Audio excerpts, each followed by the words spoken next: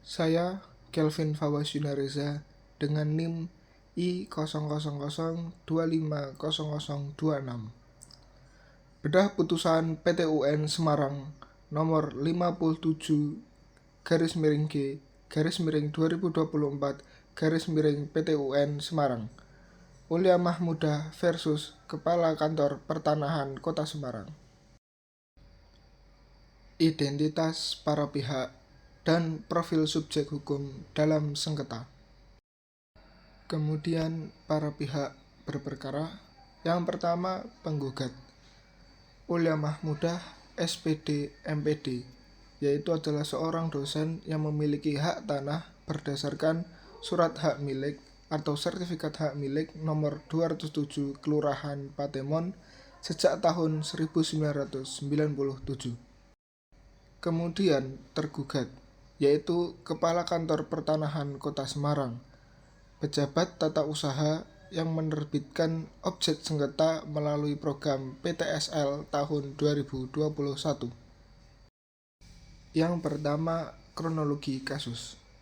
Alur peristiwa dari perolehan hak hingga sengketa. Garis waktu peristiwa. Yang pertama, pada tahun 1997, sertifikat hak milik nomor 207 telah terbit atas nama Dr. Andes Bambang Raharjo, yaitu pemilik awal. Kemudian, pada tahun 2020, penggugat membeli tanah dan balik nama sertifikat hak milik nomor 207. Kemudian, pada tahun 2021, tergugat menerbitkan sertifikat hak milik 03846 objek sengketa atas nama Sri Maryati. Kemudian, pada tahun 2024 ditemukan tumpang tindih total dan melaporkan gugatan diajukan ke PT UN Semarang.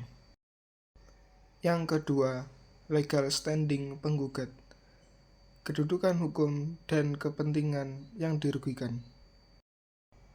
Kepentingan yang dirugikan berdasarkan hukum, berdasarkan pasal 53 ayat 1 Undang-Undang Nomor 9/2024, penggugat memiliki personal standing in judicio karena yang pertama, penggugat adalah pemilik sah bidang tanah seluas 408 persegi berdasarkan sertifikat hak milik 207.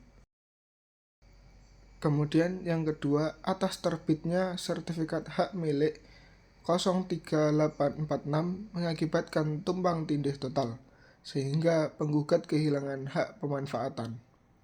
Kemudian yang ketiga, upaya administratif atau keberatan dan banding telah ditempuh secara sah.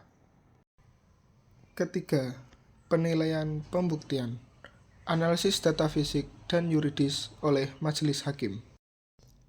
Dan di sini adalah perbandingan data sertifikat. Yang pertama, tahun terbit.